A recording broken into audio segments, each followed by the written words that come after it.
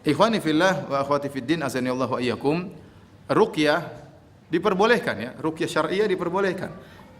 Rasulullah SAW meruqyah dirinya, meruqyah orang lain. Rasulullah SAW juga diruqyah oleh malaikat Jibril ya. Diruqyah juga oleh malaikat Jibril. Jadi ruqyah tidak mengapa. Adapun ain adalah pengaruh jahat yang disebabkan oleh rasa dengki, pandangan orang melihat dengan pandangan dengki, atau karena pandangan kagum, lupa mengucapkan memuji Allah Subhanahu wa taala. Jadi dua sebabnya. Bisa jadi pandangan karena dengki, seperti Allah sebutkan dalam Al-Qur'an, wa in kadu la yazliqunaka alladzina wa in kadu la yazliqunaka, gimana ayatnya? Wa iyyakadu alladzina kafaru la yuzliqunaka bi absarihim.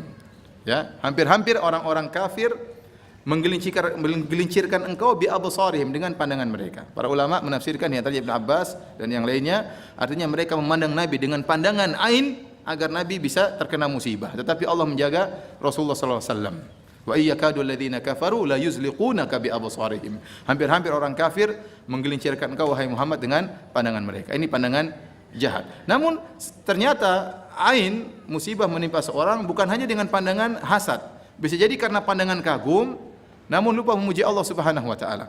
Dalilnya hadis tentang apa yang menimpa Sahal bin Hunayf.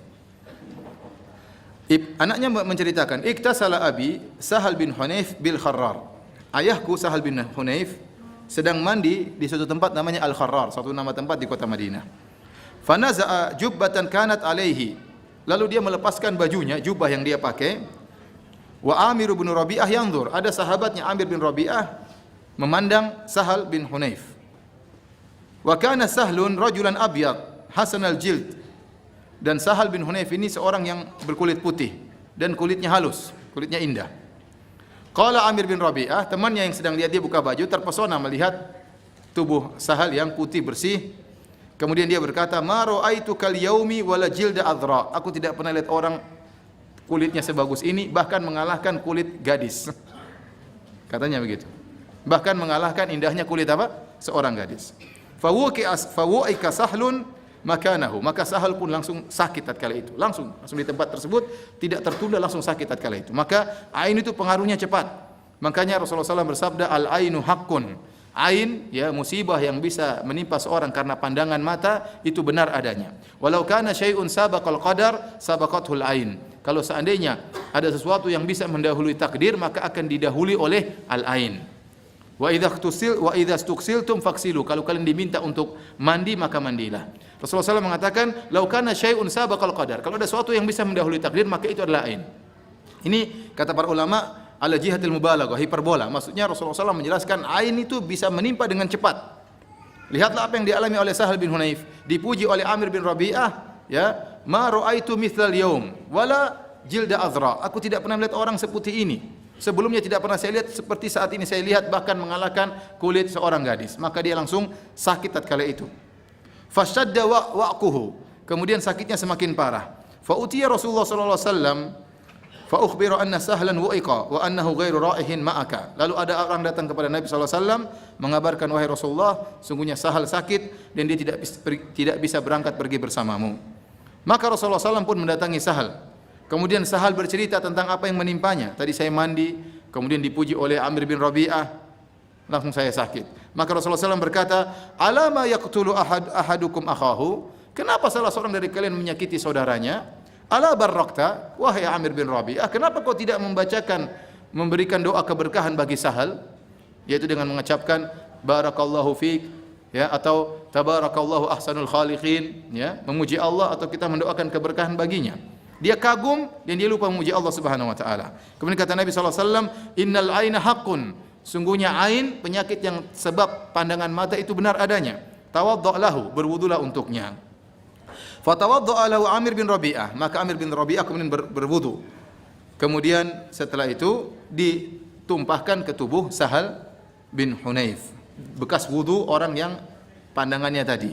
Maka akhirnya dia pun sembuh, laisa bihi ba'sun, kemudian dia sembuh, akhirnya dia pergi bersama Nabi sallallahu alaihi wasallam.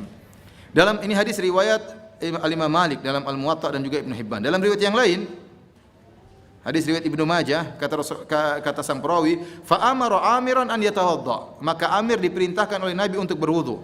Fa ghassala wajhahu, dia pun mencuci wajahnya. Wa yadayhi ilal mirfaqain. Kemudian dia mencuci tangannya sampai kedua kakinya. Wa rukbatayhi, tangannya sampai kedua sikunya. Kemudian dia mencuci kedua lututnya. Wa dakhilata izarihi, kemudian dia mencuci bagian dalam sarungnya. Ini ada khilaf di kalangan ulama, apa maksudnya? Bagian dalam sarungnya. Ada yang mengatakan bagian belakang, ada yang mengatakan bagian bawah. Dia tuangkan air di bagian dalam sarungnya, wa amarahu an yusabba alaihi. Setelah itu airnya dikumpulkan sisanya lalu dituangkan ke tubuh Sahal bin Hunayf.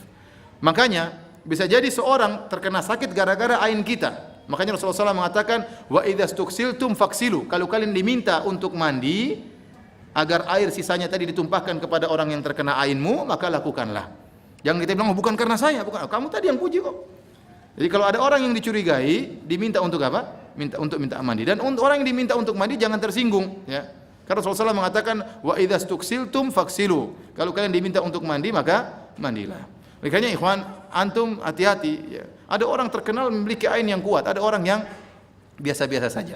Nah, antum bisa jadi memandang orang dengan hasad. Kalau antum hasad, antum muji Allah, semoga Allah beri berkah dia untuk menghilangkan hasad dalam diri kita. Atau kita terpukau, terkadang terpukau melihat istri kita, kamu cantik sekali, tahu-tahu langsung berubah, kan bahaya. Kita bilang masya Allah istriku kamu cantik, masya Allah hari ini cantik. Jangan lupa bilang masya Allah, jangan lupa bilang tabarakallah, barakallahu fiki. Atau antum kagum, terkadang antum mungkin memandang anak antum dengan pandangan kekaguman yang tidak seperti biasanya. Hati-hati. Kalau antum lihat anak-anak, masya Allah saya hari ini luar biasa. Jangan lupa bilang apa? Barakallahu fika. Tabarakallahu ahsanul khaliqin. Masya Allah, puji Allah. Agar anak kita tidak terkena ain kita. Jadi ain sebabnya bisa dua, dengan pandangan hasad atau pandangan kagum dengan lupa memuji siapa? Allah Subhanahu wa taala.